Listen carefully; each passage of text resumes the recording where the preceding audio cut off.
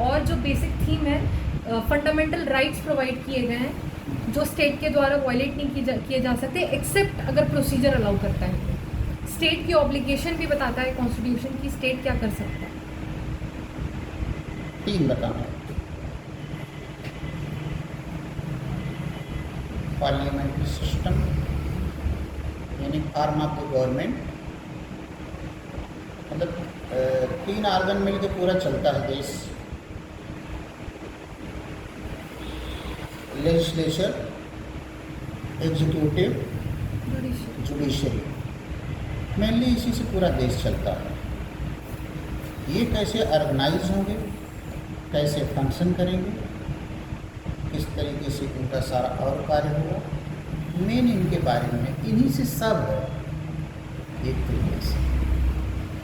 क्योंकि इनकी शक्तियाँ अगर लिखी नहीं जाएंगी तो सब एक दूसरे में हाथ डालना शुरू कर देंगे और फिर डिस्टर्बेंस होगा। तो कुल मिलाकर के सरकार के संगठन, सरकार का मतलब कार्यपालिका, विधायिका, न्यायपालिका, उनके फंक्शंस, उनके अन्य कार्यों के बारे में भारतीय संविधान में वर्णन है। ये चीज़ों को आप संक्षेप में उनको बताइएगा क्योंकि सारा 22 पार्ट नहीं बता पाओगे जी सर। इसलिए शार्ट में the constitution is a draft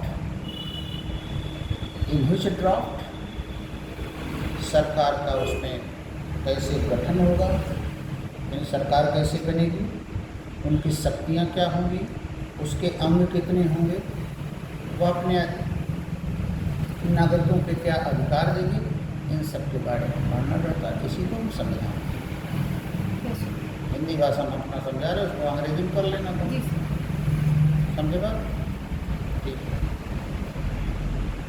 constitution में अब तक जो अमेंडमेंट किए गए हैं टोटल, उसमें सबसे बड़ा अमेंडमेंट कौन सा है? सर 42nd अमेंडमेंट 1976 का, उसको एक तरीके से मिनी कॉन्स्टिट्यूशन भी कहा जाता है। Mini constitution. Yes sir.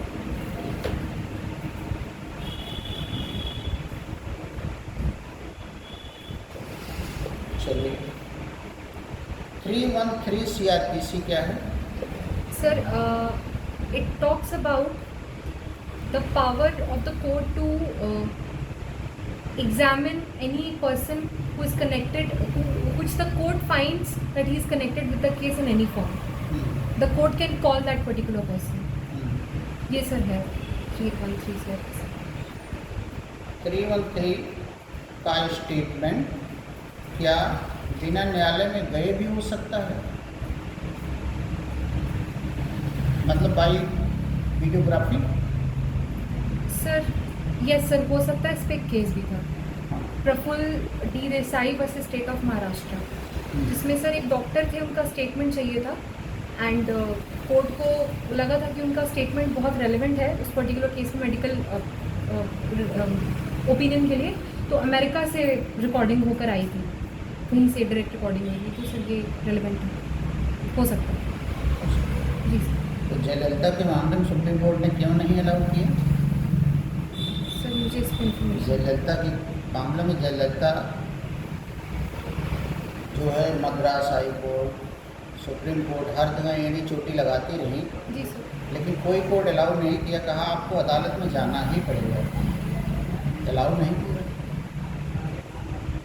Sir मुझे exact facts of the case के बारे में नहीं पता है, पर जितना मुझे समझ में आ रहा है वो इस वक्त टेरिटरी ऑफ इंडिया में थी, और यहाँ पर जो जिस केस की सर हम बात कर रहे हैं वो टेरिटरी ऑफ इंडिया में थे नहीं। उनको अमेरिका से यहाँ बुलाना सर एटलीस्ट 2 से 3 दिन की डिले और हो जाती या और हो सकता था। एंड सर यहाँ पर अगर वो प्रोसेस ऑफ कोर्ट में है वो मतलब रीजनेबल अगर रीजन है जी सर, तब तो हो सकता है। जी सर। इनमें रीजनेबल रीजन नहीं था। नहीं सर।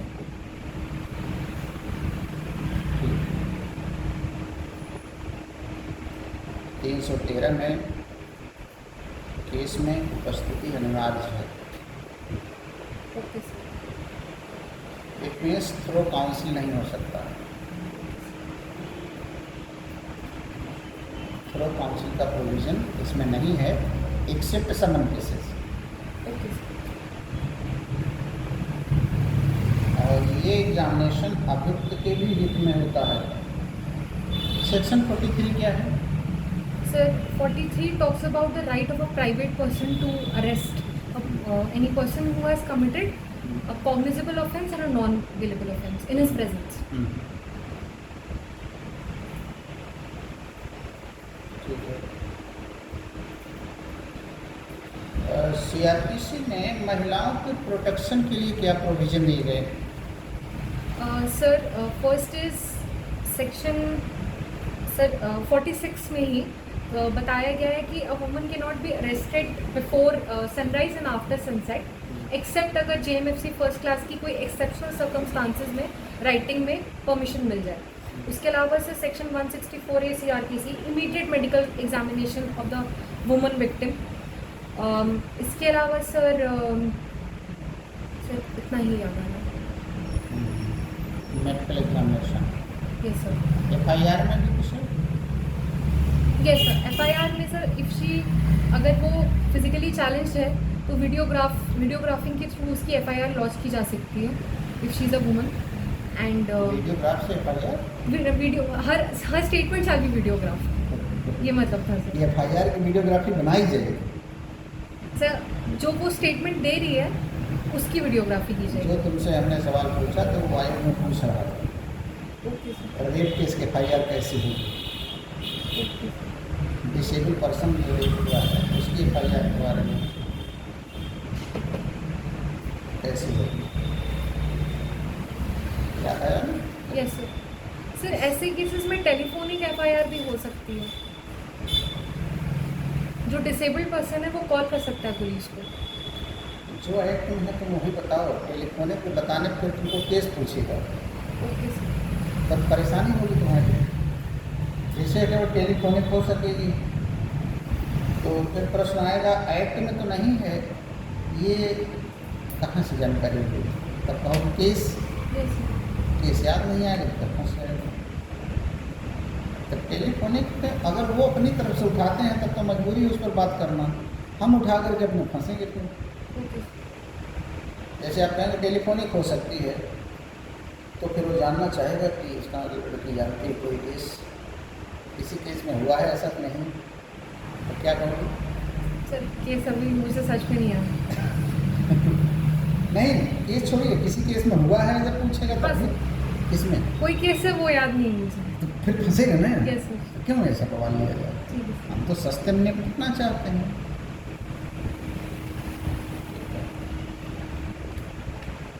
तो अगला सवाल आपका है जी सर। कि अगर आपका इसमें नहीं हुआ है तो आप क्या करेंगे?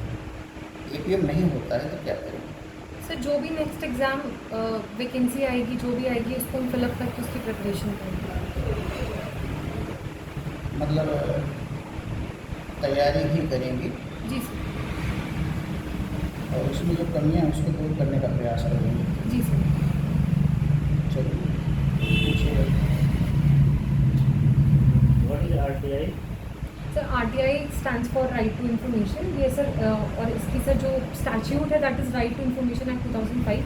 तो सर ये सिटीजन्स को अधिकार देता है। इसका सर आई बिलीव सेक्शन 5 है जिसके अंडर सर हम एक RTI लिख सकते हैं किसी भी गवर्नमेंट बॉडी के अगेंस्ट या जो भी पब्लिक अथॉरिटीज़ हैं कोई क्वेश्चन सर एड्रेस करना। जैसे कुछ भी हो सकता है, कोई एग्ज़ाम है जिसका रिजल्ट आया और मैं मार्क्स से सेटिस्फाइड नहीं हूँ, मुझे रीवैल्यूएशन करानी है, जो कंसर्न अथॉरिटी है वो रिप्लाई नहीं कर रही है टाइम से, तो हम डिमांड कर सकते हैं। और सर रही बात article 19(1)(a) right to know, sir right to know is covered under right to freedom of speech and expression, तो वहाँ से ये डिराइव होकर आ रहा है। RTI जो है प्राइवेट इंस्टीट्यूशन पर भी लागू होता है।